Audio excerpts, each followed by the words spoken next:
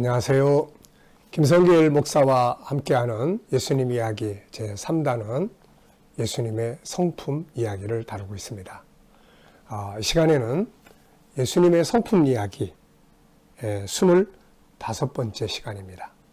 예수님의 성품으로는 이제 이 시간 18번째 시간이 되겠습니다. 진실성에 관한 말씀입니다. 창세기 1장 27절 하나님이 우리를 하나님의 형상대로 만드셨죠. 근데 그 안에는 거룩성이라는 것이 담겨져 있어요. 그 거룩성 안에 진실. 이 진실은 참 아름다운 것이잖아요. 근데 창세기 3장에 인간이 범죄하면서부터 죄가 들어왔어요. 그 죄의 가장 중요한 특징은 거짓말입니다. 거짓이에요. 마귀는 하와에게 와서 거짓말을 하죠. 하나님은 선악과를 먹으면 죽는다고 하셨는데 마귀는 아니야. 그리고 거짓말을 제시합니다. 하나님처럼 될까봐 하나님이 걱정하셔서 그래 못 먹게 하신 거야. 예수님은 마귀를 거짓의 아비라고 이야기를 하셨습니다. 계시록 21장 8절을 보면은 지옥불 속에 들어가는 죄 중에 하나가 거짓말하는 죄예요. 거짓이라는 게 참 무서운 겁니다. 거짓에는 참 많은 거짓말들이 있죠. 저는 이걸 큰 거짓말, 작은 거짓말 이렇게 조금 구분을 해요. 큰 거짓말이라는 것은 진리를 부정하는 거짓말. 하나님이 없어. 천국은 없어. 성경 말씀 저거 다 사람이 꾸며낸 이야기야. 말씀을 진리를 거절하는, 진리를 부인하는 이 거짓말. 그리고 세상의 것들이 행복해. 이렇게 쾌락과 향락이 행복해. 이게 다 거짓된 것들이죠. 작은 거짓말은 우리가 이제 살아가면서 아이가 엄마 말씀 한번 듣지 않고 속인 거, 이런 거. 큰 거짓말이든 작은 거짓말이든 이 거짓말은 절대로 우리가 따라가서는 안 되죠. 그럼에도 불구하고 우리는 살아가면서 나도 모르는 사이에 거짓에 익숙해지고 진실을 잃어버릴 때가 많습니다. 앞으로 우리 사회가 살아가면서 사람들은 다 이 진실을 중요하게 여겨요. 그래서 우리가 물건을 팔 때도 진실에 거짓이야. 저 사람 파는 거 믿을 수 있어? 아유, 저거 거짓말일 거야. 진실된 상품을 팔 수 있는 거. 이게 신뢰를 가져다 주는 거거든요. 그래서 예수님이 세상에 오셔서 이런 말씀 많이 하셨죠. 내가 진실로 너희에게 이르노니. 네, 진실. 이 말은 예수님의 중요한 성품의 하나입니다. 그분의 모든 가르침과 그분의 삶은 진실했어요. 가르침과 삶은 일치했습니다. 거짓된 것이 하나도 없었어요. 우리는 이 진실된 성품을 우리 안에 본래 있는 이 성품을 끌어내서 거짓된 이걸 다 배제시키고 진실을 키워가야 합니다. 진실이라는 성품에 나무에 물 주고 거름 주면 이게 커지게 되는 거예요. 진실된 성품은 하나님도 좋아하시고, 왜냐하면 하나님 성품이니까요. 세상도 좋아해요. 진실은 아름다운 열매를 맺을 수 있고 믿을 수 있으니까요. 자, 우리 아이들이 진실이라는 성품을 키워갈 수 있도록 물 주고 거름 주고 우리 스스로도 진실을 키워갈 수 있어야 합니다. 자, 페이지로는 111페이지예요. 그래서 18번째 성품입니다. 진실성. 여기에 헛맹세, 가로해 놓고 헛맹세, 거짓되지 않음, 신뢰통장. 네, 이 신뢰통장이라는 말. 자꾸 어려서부터 정직하게, 성실하게 하면 이게 통장에 적금 드는 것처럼 사람들에게 자꾸 이 신뢰통장이 가득가득 채워지는 거예요. 그러다가 어느 날 딱 한번 실수했을 때 저 사람은 믿어줄 수 있어. 이럴 때 저 사람 붙들어줘야 돼. 저 사람은 반드시 성공하고 일어날 수 있는 사람이야. 그때 쓰는 거예요. 우리가 적금 통장 들어놓으면 필요할 때 꺼내 쓰잖아요. 근데 항상 거짓말해. 항상 불신, 게으르고 나태하고 성실하지 못하고 믿을 수가 없어요. 나 좀 믿어줘. 너 믿었다가는 큰일 나. 네. 신뢰 통장에 아무것도 저축되어 있는 게 없는 거죠. 그래서 우리가 신뢰를 계속 쌓아가는 게 중요하다는 거예요. 자, 한번 보겠습니다. 1번 진실의 의미와 중요성. 진실이라는 말은 참 진짜에다가 열매 실자입니다. 거짓이 없이 바르고 참됨. 참되고 변하지 않는 영원한 진리. 자, 하나님은 진리입니다. 그래서 그분의 입에서 나오는 말씀도 진리죠. 진리란 거짓이 없는 참된 이치죠. 그래서 하나님의 말씀이 중요합니다. 그것은 거짓이 아니라 참된 것이기 때문에 그곳에서 설명하는 모든 것은 다 사실이며 약속은 그대로 이루어집니다. 하나님은 진실하신 분이세요. 만약에 하나님이 거짓되다? 큰일 나는 거잖아요, 이거. 일평생을 믿고 따라가는데 만약에 나중에 천국이 없다? 얼마나 황당해요, 이거. 하나님 말씀은 거짓이 없습니다. 그래서 믿고 따라갈 수가 있게 되는 거죠. 잠언 6장 16절을 보시면 하나님은 거짓 것들을 미워하신다고 말씀하세요. 여호와께서 미워하시는 것 곧 그의 마음에 싫어하는 것이 47가지니 곧 교만한 눈과 거짓된 혀와 거짓된 혀를 미워하세요. 19절에는 거짓을 말하는 망령된 증인 이런 것들을 하나님이 미워한다고 말씀합니다. 잠언 12장 22절 거짓 입술은 여호와께 미움을 받아도 진실하게 행하는 자는 그의 기뻐하심을 받느니라. 요한계시록 21장 8절에는 거짓말하는 자들이 지옥에 가게 된다고 말씀하죠. 그만큼 거짓은 나쁜 것입니다.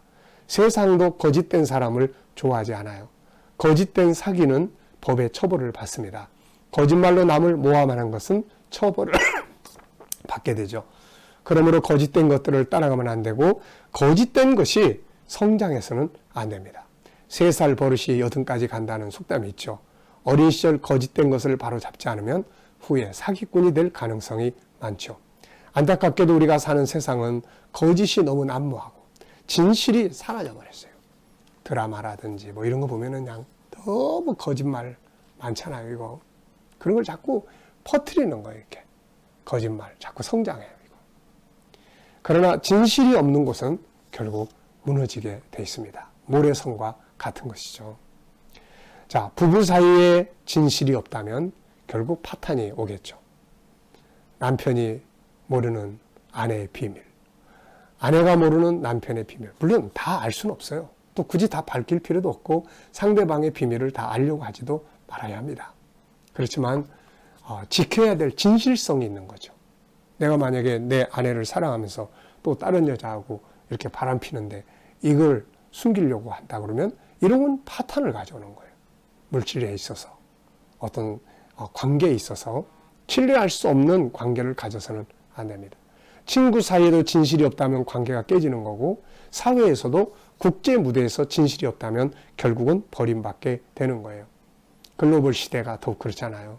좋은 창의력, 기술력도 중요하지만 마지막에는 그거 믿을 수 있어? 그 사람이 말하는 거 그거 믿을 수 있어? 그 사람들이 만들어 놓은 물건 그거 믿을 수 있어? 네, 우리 사회에서도 뭐 중국제 어떤 인식이 들죠? 한국제 어떤 인식이 듭니까? 자, 신뢰를 줄 수 있는 상품이 결국은 세계 속에서 성공하게 되는 거잖아요. 자, 우리가 진실을 해야 될 부분들이 있습니다. 우선 하나님 앞에 진실해야 되고 그 다음에 사람 앞에 진실해야 되죠. 우리의 언어가 진실해야 되고 행동이 진실해야 합니다. 약속한 것들에 대해서 진실해야 되고 좀 손해를 보더라도 내 삶에 진실해야 합니다. 야곱이나 요셉 같은 인물들은 누가 보든 안 보든 자기들의 맡은 업무에 진실했고 그들에게 주어진 시간 앞에 진실했어요. 성공하고 싶어, 내 마음에. 근데 살아가는 삶은 게으르고 나태하고 이거는 내 꿈, 내가 가진 비전 앞에 진실하지 못한 거예요. 그래서 내가 꿈을 가지고 있으면 그 꿈을 이루기 위해서 성실하게 살아야 내 꿈 앞에서 진실하게 되는 거죠. 시간에 진실해야 됩니다. 아무렇게나 시간을 보내놓고 잘 되기를 바란다면 이건 시간 앞에 거짓을 말한 것이죠. 내 업무 앞에 또 공부하는 사람들은 학업 앞에 내 사명 앞에 진실해야 돼요. 누가 본다고 열심히 하고 보지 않는다고 대충 하고 그러면 안 되죠. 결국 이런 사람을 좋아할 사람은 없습니다. 예수님은 형식주의자들을 책망하셨어요. 마태복음 23장 5, 6, 7 그리고 13절 이런 것에 보면 화 있을진저 외식하는 서기관들. 외식이라는 게 뭡니까? 사람이 있는 데서는 잘하고 안 보이는 데서는 엉뚱하게 행동하고 그런 거죠. 그래서 이런 부분들 우리가 외식, 형식 하나님 제일 싫어하는 겁니다. 허황된 이익을 쫓는다면 이것도 거짓된 거예요. 이것은 후에 독이 되는 거죠. 잠언 20장 17절에는 속이고 취한 음식물은 사람에게 맛이 좋은 듯하나 후에는 그의 입에 모래가 가득하게 되리라. 거짓되게 얻은 것은 이게 나중에 쓰디쓴 독이 되는 거예요. 진실은 내실이 있는 사람입니다. 빛 좋은 게살구가 되는 것은 거짓된 거예요. 모양은 그럴듯한데 내면은 엉망이에요. 딴 사람들한테는 이게 좋은 상품이야 그러는데 자기는 사용을 안 해요. 이게 다 거짓말이죠. 다. 요한계시록 3장에 나오는 라우디게아 교인들은 겉은 부유한 것 같았지만 속은 가난한 사람들이었어요. 진실하지 못한 거죠. 그래서 이 교회에 나타나신 주님의 모습은 진실하고 참되시고 충성된 분으로 나타나요. 이거 배우라는 거죠. 모든 건 때가 되면 다 드러납니다. 드러날 때는 거짓된 자들은 부끄러움을 당할 것이고 진실된 자들은 영광을 얻게 됩니다. 잠언 15장 19절에는 게으른 자의 길은 가시 울타리 같으나 정직한 자의 길은 대론이라 이렇게 말씀했어요. 자, 진실을 훈련하기 위해서는 뭐가 필요할까요? 역시 중요성과 필요성. 네, 진실은 진짜 성공의 비결이야. 거짓은 절대 안 돼. 이런 필요성, 중요성 가져야죠. 교육과 반복. 네, 물리칠 줄 알고 유혹이 와도 거짓된 거. 저건 아니야. 뿌리칠 줄 아는. 그래서 교육과 반복. 계속 듣다 보면은 그렇게 가는 거죠. 영성 강화. 하나님과 가까이 하는 게 아주 중요해요. 성령의 충만함, 진실의 영이 충만하자는 거죠. 또 피드백도 받아볼 필요가 있어요. 저의 말과 행동에 대해서 어떻게 생각하십니까? 그래서 피드백을 받아보고 자기 스스로 또 평가도 해보고요. 진실의 유익성을 체험해보는 것도 아주 중요한 거예요. 체험할 수 있어요. 진실되게 사는 사람들은 사람이 참 믿을만해. 참 좋은 분이야. 네, 이거 경험할 수 있잖아요. 그 다음에 특히 중요한 것은 진실에 관한 말씀들을 계속 암송하고 이 말씀이 내 생각을 지배하게 하면 진실을 살아가는 데 큰 도움이 됩니다. 그리고 때로는 손해를 감수할 수 있어야 돼요. 진실하게 하다 보면 때로는 손해를 봐야 될 때가 있습니다. 그렇지만 그 손해를 감수할 수 있어야 돼요. 그러면 더 큰 이익을 얻게 되는 것이죠. 예수님은 이 땅에 오셔서 진실된 진리를 전해주셨고 그것이 참 사실이라는 것을 증명하기 위해서 삶을 그렇게 사셨어요. 용서를 가르치신 그분의 십자가 위에서 마지막 자기를 못 박아 죽이는 자들을 위해서 용서하시죠. 그게 진실이에요. 자, 진실은 아주 가치 있는 다이아몬드 같은 보물입니다. 이게 신뢰 통장이에요. 이게 진실이 자꾸 쌓여지면 하나님도 사람도 믿어주게 되고 믿어주는 곳에 아름다운 축복이 따르게 되는 것입니다. 자, 이 시간 말씀은 여기서 마치도록 하겠습니다. 감사합니다.